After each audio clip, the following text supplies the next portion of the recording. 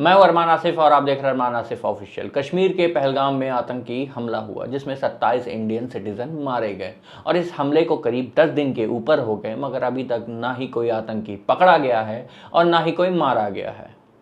उल्टा हमने पाकिस्तान के कुछ चैनल बैन कर दिए हैं। बहुत ही बड़ी कार्रवाई की गई है। और हाँ, अब आप लोग कहेंगे कि इंडिया ने पानी भी रोक दिया है। क्या वाकई में पानी रोका गया है?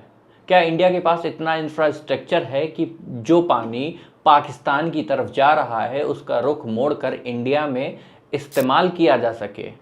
आप लोग इसको पता कीजिए। अगर कार्रवाई करनी है तो ऐसी करो कि पीओके भी ले लें और दोबारा कोई हमारी तरफ आंख उठा के देख भी ना पाए। यहाँ तो कुछ लोग एम्बेसी के सामने खड़े होकर बंदरों की तरह उछल कूद कर रहे हैं। यहाँ तक कि ये भी नहीं देखा जा रहा है कि भारत का झंडा इन्होंने उल्टा पकड़ रखा है।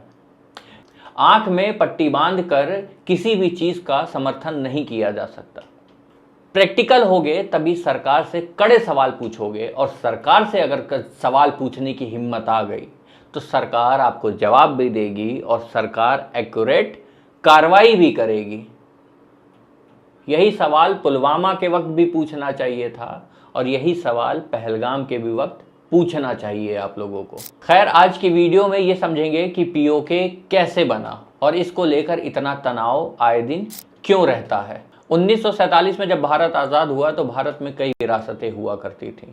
धीरे धीरे करके कई विरासत भारत में जुड़ गई। अच्छा, आप लोगों को एक बात और क्लियर कर दें कि जब ये रियासतें इंडिया में जुड़ रही थी तब तक लॉर्ड माउंटबेटन ने इंडिया और पाकिस्तान का बंटवारा करवा दिया था, और जो इंडिया पाकिस्तान की बाउंड्रीज क्या होंगी उसके लिए लॉर्ड माउंटबेटन ने साइरल रेडक्लिफ को बुलाया था, जिसने इंडिया पाकिस्तान की बाउंड्रीज बनाई है। अब जो उस वक्त इंडिया पाकिस्तान का जो बॉर्डर बना था उसके हिसाब से इंडिया का जो मैप है वो इस तरह दिखता है। अब वापस आते हैं, जब रियासतें इंडिया में आकर मिल रही थीं तो उस टाइम जम्मू एंड कश्मीर के राजा हुआ करते थे, राजा हरी सिंह।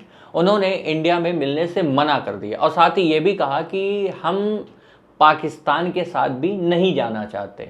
उसके बाद क्या होता है कि पाकिस्तान ज़बरदस्ती कश्मीर के ऊपर चढ़ाई कर देता है और वहाँ के लोगों को मारने लगता है। अब हरी सिंह के पास इतनी मिलिट्री पावर तो थी नहीं कि वो पाकिस्तान के कोई जो आर्मी है उसको रोक सके। उस टाइम हरी सिंह का एक प्रधानमंत्री हुआ करता था, शेख अब्दुल्ला। फिर शेख अब्दुल्ला 1947 अक्टूबर में प्रधानमंत्री नेहरू के पास आते हैं और कहते हैं कि हम भारत के साथ मिलना चाहते हैं, मगर तब तक करीब 50% से ज़्यादा पाकिस्तान कश्मीर पे चढ़ाई कर चुका था। जब राजा हरी सिंह ने सिग्नेचर कर दी तब यहाँ एंट्री होती इंडियन आर्मी की। इंडियन आर्मी कश्मीर को पाकिस्तान सेना से आज़ाद कराते हुए पीछे ढकेलती चली जाती है और जो अभी LOC है, लाइन ऑफ कंट्रोल, वहाँ तक इंडियन आर्मी पाकिस्तान आर्मी को ढकेल देती है। लेकिन अभी भी करीब 30% हिस्सा पाकिस्तान के पास इंडिया का रह जाता है। इसके बाद इस मामले को लेकर UN जाया जाता है, मतलब यूनाइटेड नेशन जाया जाता है। अब आप लोगों को पता ही है कि यूनाइटेड नेशन में अगर कोई मामला है तो इतनी आसानी से सॉल्व तो होने से रहा। तो वो मामला यूनाइटेड नेशन में अभी तक पड़ा हुआ है और इंडिया की 30% ज़मीन अभी भी पाकिस्तान के पास ही है, जिसे हम पाक ऑक्युपाइड कश्मीर कहते हैं। अब देखिए, POK यानी पाक ऑक्युपाइड कश्मीर, इसके 3 हिस्से हैं। पहला गिलगिट, दूसरा बाल्टिस्तान, तीसरा जिसे पाकिस्तान कहते हैं आज़ाद कश्मीर। हालांकि इस आज़ाद कश्मीर उसका अलग एक प्रधानमंत्री होता है, मगर ऑफ कोर्स उसको कंट्रोल पाकिस्तान द्वारा किया जाता है। तो ये थी POK की हिस्ट्री, जिसे ऑफ कोर्स पाकिस्तान ने कब्ज़ा कर रखा है। अगर हम लोग POK छुड़ाने जाते हैं तो क्या हम लोगों को सिर्फ पाकिस्तान से लड़ना होगा? जी नहीं। अब यहाँ एंट्री होती है चाइना की। 1963 में पाकिस्तान ने पाक ऑक्युपाइड कश्मीर के ऊपरी हिस्सा यानी संक्सगाम वैली को चाइना को दे दिया था एज अ गिफ्ट।